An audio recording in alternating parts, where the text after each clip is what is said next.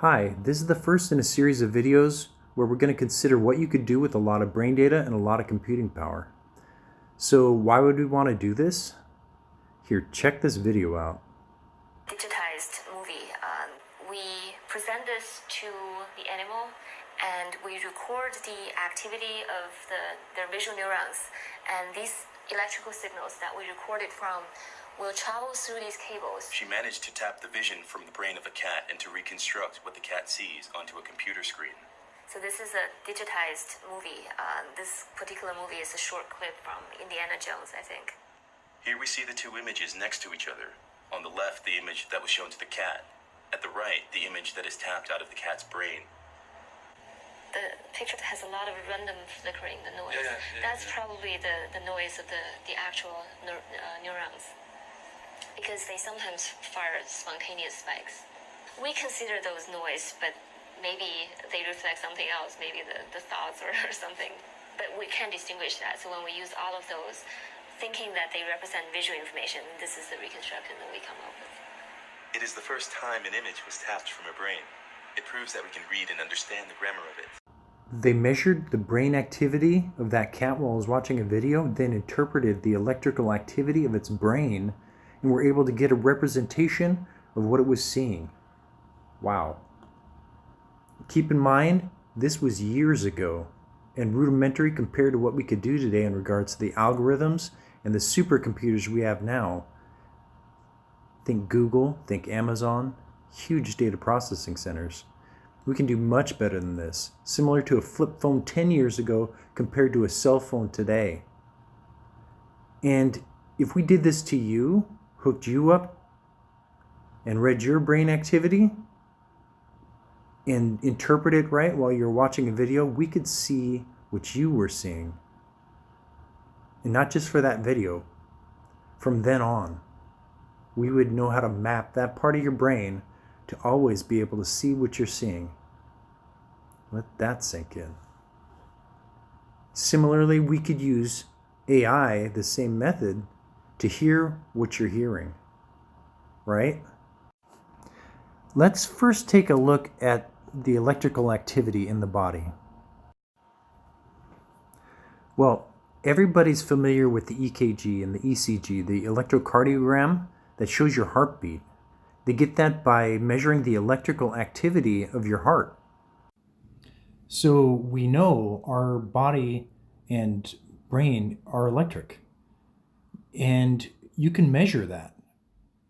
And if we say measure the electrical activity in the brain over time, we get an understanding of the brain activity and how that relates to what you were physically doing or thinking or seeing at the time. So this is the kind of data we're going to consider today, using computers to process it. Specifically, we're going to look at the method of AI, or artificial intelligence, or neural networks to interpret the data. It's a kind of math trick that relates input data to output data automatically if there's a relationship. And there's tons of applications that can do this for you. Now, the more data and the more complex the algorithm, of course, the more storage and processing power you need. But there's huge processing centers that already exist capable of doing this very quickly. Think again, Google and Amazon and plenty others. And the more data you have, the better they work. So what might take your laptop months to calculate could take a supercomputer hours or minutes or even a fraction of a second, depending. And there are many different kinds of these neural networks. Depending on what you're trying to do, one might work better than another. These machine learning algorithms try and treat data like a neuron treats a signal or stimulus.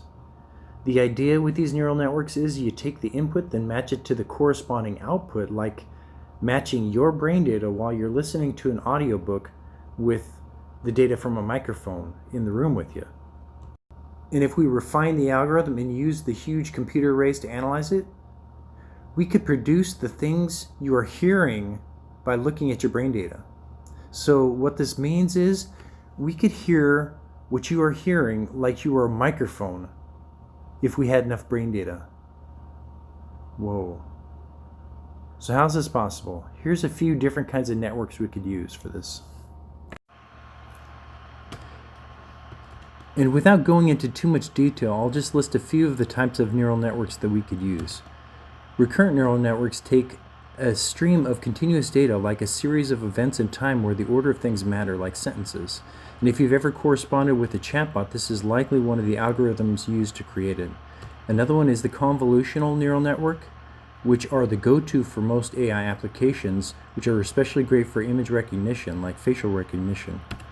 And then you can combine them too and create a recurrent convolutional neural network, and you can do all sorts of things.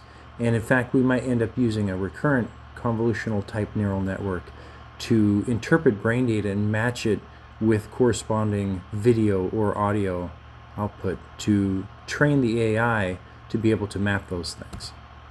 So to recap, if we capture your streaming brain data while you're watching a show, then we get that video and audio, we can map your brain with AI and see what you're seeing and hear what you're hearing.